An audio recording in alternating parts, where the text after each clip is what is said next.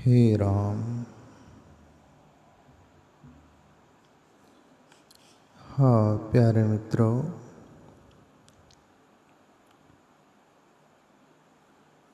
संत सूरदास का पद है,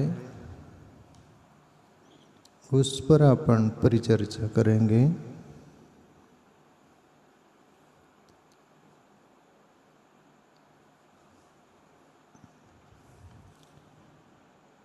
भजन बिनु कुकर सुकर जैसो,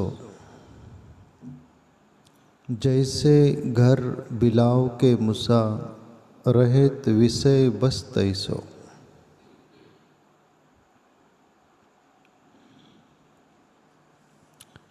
यानी कहने का तात्पर्य ये संत सूरदास बोल रहे कि भजन बिनु कुकर सुकर जैसो। कुकर यानी कुत्ता होता है, सुकर यानी सुअर होता है।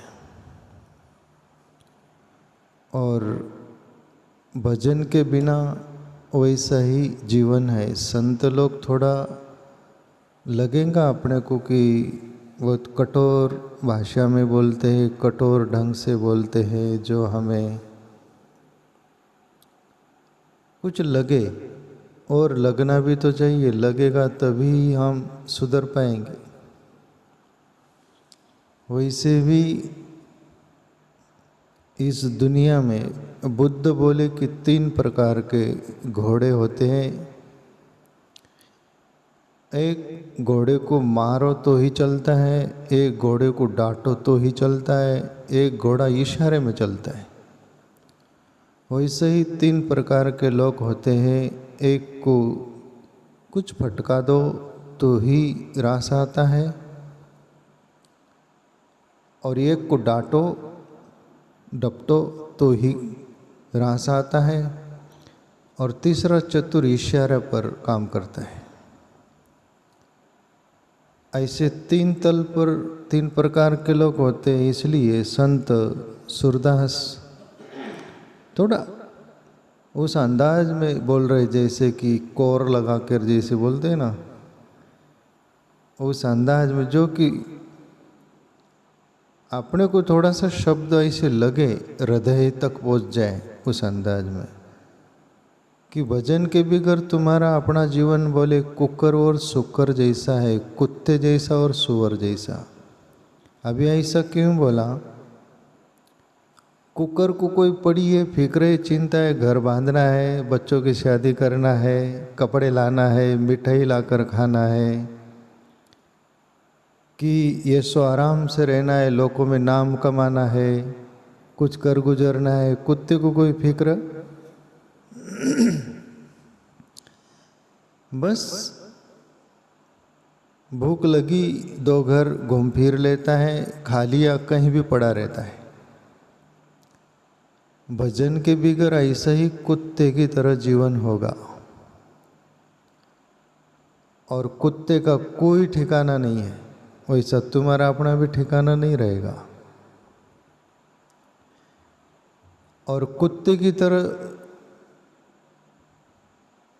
एक टुकड़ा डाल दो तो पूंछ हिलाता है, एक डंडा मारो तो भौंकता है और भागता है।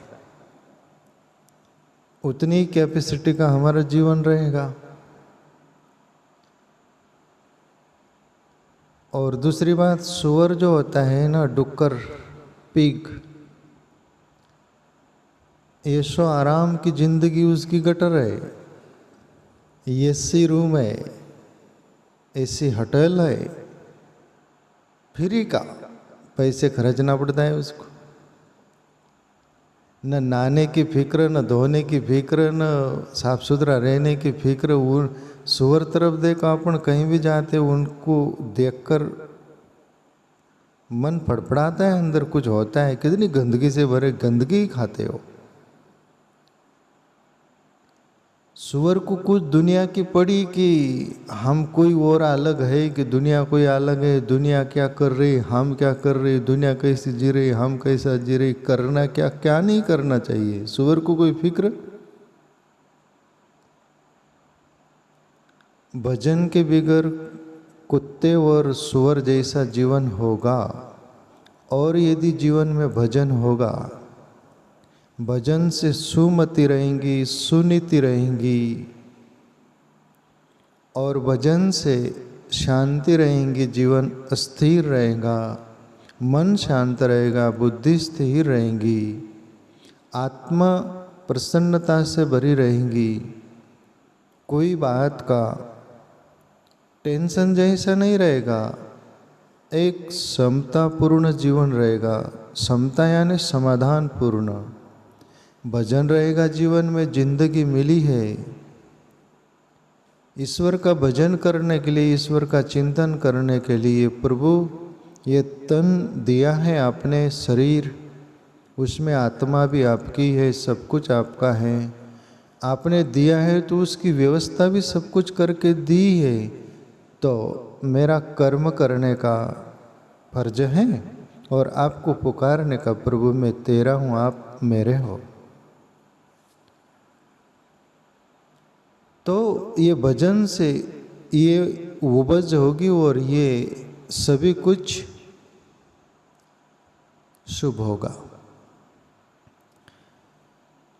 इसलिए भजन जीवन में अपने को लाना चाहिए, ऐसा संत इशारा करते हैं।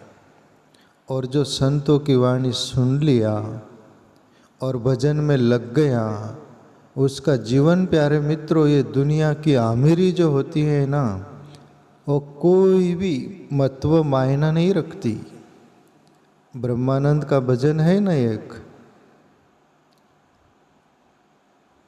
जो सुख आमिरी में, आमिरी क्या बिचारी है, कैसा है वो?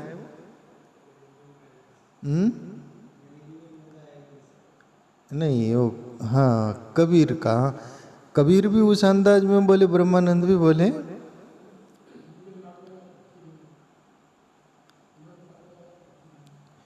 कोई बात नहीं, यानी ब्रह्मानंद भी वो बोले कि जो मजा है फकीरी में, आमिरी क्या बिचारी है। आमिरी क्या उसके आगे है? जो फकीरी में मजा है, आनंद है, वो आमिरी क्या बिचारी, बिचारी है, लाचार है उसके आगे। इसलिए भजन को जीवन में लाइए प्यारे मित्रों। अपन सब जो नास्तिक लोग रहते वो भजन को साइड करते, भोजन को आगे करते। भजन पीछे, भोजन आगे, फिर जिंदगी बिगड़ती है। इसलिए भजन लाइए। आगे ब्रह्मानंद, ये सूरदास बोल रहे हैं, जैसे घर बिलाव के मुसा रहित विषय बस तैसो। घर है अपना और उसमें बिल्ली और बिल्ला, दोनों पति पत्नी मान लो, नर मादा। यदि उस घर में बिल्ली बिल्ला नहीं है तो फिर चूहे वहाँ पर क्रिकेट खेलेंगे, धूम मचाएंगे। उनको कोई रोक ठोक, कोई प्रकार का भय डर। सूरदास बोल रही कि भजन के बिगर बस तुम्हारा अपना जीवन वैसा ही है जैसे घर में बिल्ली बिलाव नहीं है तो फिर वहाँ चूहों का ही राज है। इसी अंदाज में तुम्हारे अपने जीवन में भजन नहीं है तो विषय, वासना, स्वार्थ, जो सट रिपु है उसका ही राज रहेगा और नास्तिकता भरा जीवन रहेगा। नास्तिकता भरे चूहे रहेंगे और सभी कुछ विकृतिपूर्ण चूहे ही रहेंगे जीवन में। कोई शांति का ठिकाना नहीं। आप जीवन में देखें ना, जिंदगी में देखते हैं ना, जिनके घर में भजन नहीं, आत्मचिंतन नहीं, परमात्मा के प्रति श्रद्धा भाव नहीं, कोई संतों के प्रति आस्था श्रद्धा भाव नहीं, वो नास्तिकता से भरा हुआ, वहाँ धन संपत्ति भले हो पर आपने वहाँ कभी शांति महसूस की क्या? बिल्कुल भी नहीं कर सकते। वह नास्तिकता, आप यदि भक्त है, ईश्वर के भजन करने वाले, सात्विक है, तो उस घर जाकर आपको ऊब पैदा होगी, वहाँ से निकल जाने की इच्छा होगी, पानी पीने की, कुछ अन्न खाने की, रुकने की इच्छा होगी नहीं होगी।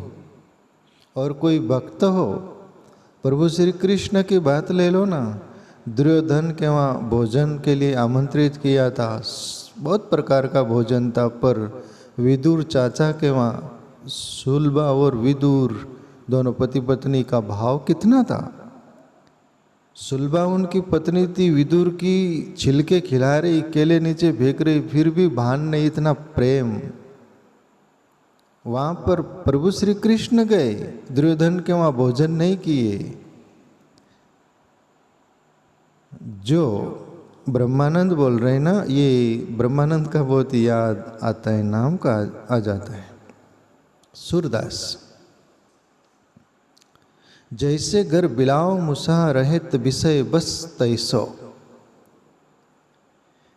प्यारे मित्रों, भजन को छोड़कर, आत्मचिंतन को छोड़कर दुनिया में जो भी पूरी पृथ्वी पर जितनी भी कंट्रीज है, जितनी भी दुनिया रहती है, कितना भी कुछ पालो, कितना भी कुछ कर लो, कितना भी हासिल कर लो, जो एक भक्त के जीवन में आपको शांति और आनंद और निश्चिंतता दिखेंगी, वो अमीर व्यक्ति के जीवन में आपको कतई दिखेंगी नहीं।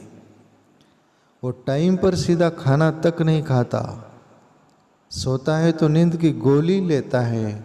और भक्त भूमिवरी पड़ावे, तार्यान कडे पावे, प्रभु नाम नित्य घ्यावे, या झोपड़ीत माझा। मराठी कविता है कोई संत जैसो की। भूमिवरी पड़ावे मतलब पृथ्वी पर, जमीन पर बोले लेट जाता है भक्त।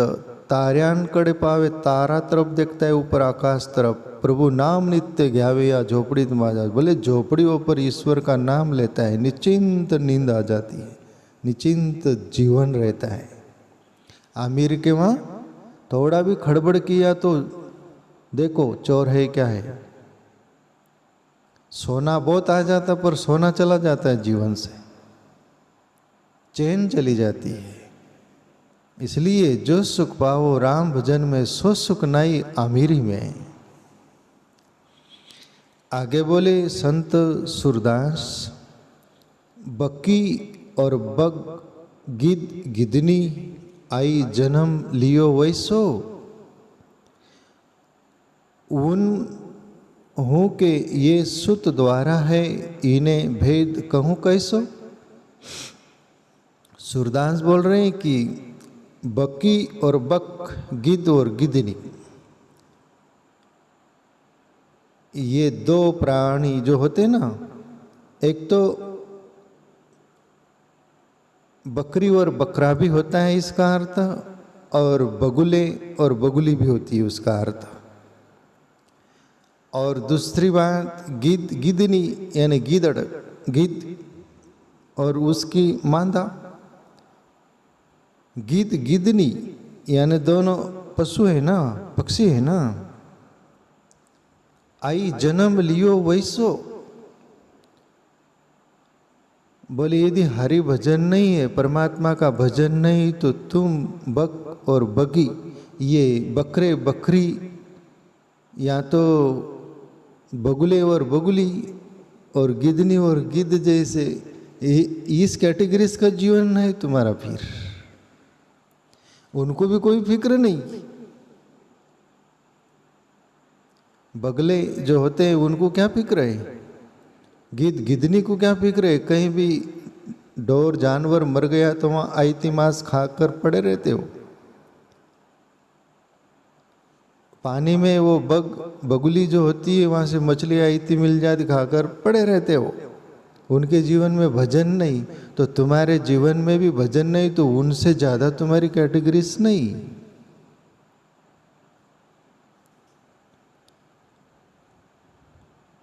आई जन्म लियो वैसो, वैसा ही तुम्हारा जन्म है। बोले फिर उन्हों के ये सुत द्वारा है, इन्हें भेद कहूँ कैसो। ओ बग और बगुली और गिद्ध गिदनी के भी बच्चे हैं, परिवार उनकी भी पत्नी है, सब कुछ उनका भी कुटुंब परिवार है, तुम्हारा भी है। उनके जीवन में भी भजन नहीं, तुम्हारे जीवन में भी भजन नहीं, तो बहुत ज़्यादा पहुँचे नहीं। खैर उनको क्षमा माफ किया जा सकता है, वो पक्षी है, पशु है, पर तुम मनुष्य थे। मनुष्य ऐसा प्राणी है, उसको सब सूझबूझ है। मनुष्य ऐसा है, नास्तिकता में भी प्लस पॉइंट हो जाता है और आस्तिकता में भी प्लस पॉइंट हो जाता है। मनुष्य में माइनस से प्लस होने की दोनों तरफ दिशा है उसकी, पशु पक्षी में नहीं। वो माइनस पॉइंट पर पैदा होता है, माइनस पॉइंट पर मर जाता है, शरीर छोड़ देता है। सूरदास बोल रहे कि तुम अपन मनुष्य है, ईश्वर भक्ति ईश्वर भजन तुम कर सकते हो, उसकी ओर जीवन मोड़ो, इशारा कर।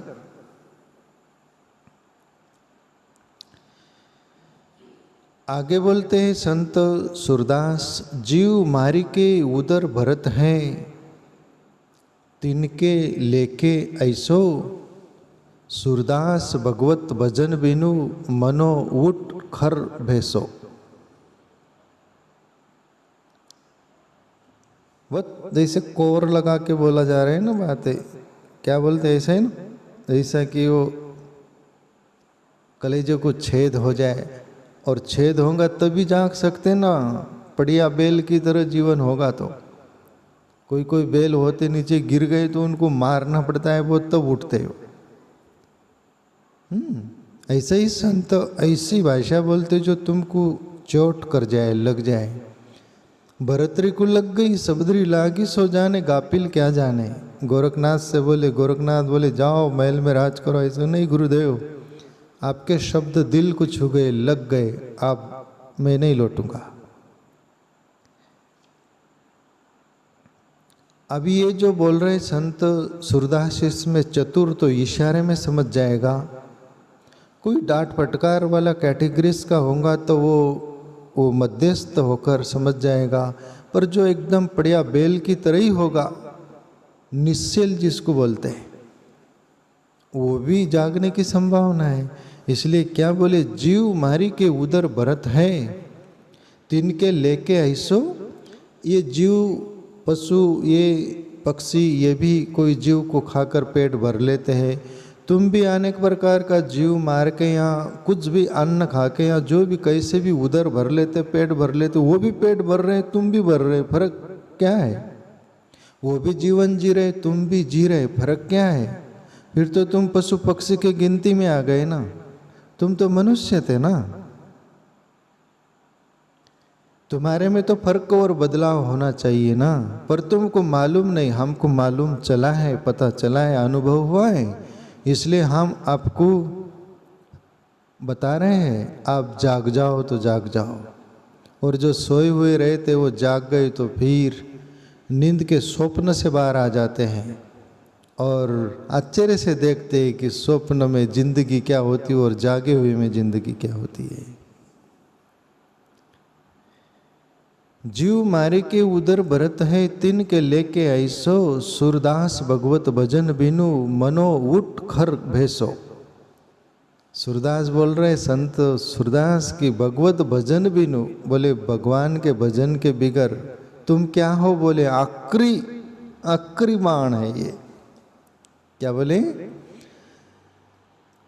मनो उठ खर भैसो, तुम्हारा मन वैसा ही है ऊंट जैसा, खर यानी गधे जैसा, भैंसो यानी भैंस जैसा, बपेलो डोंकी।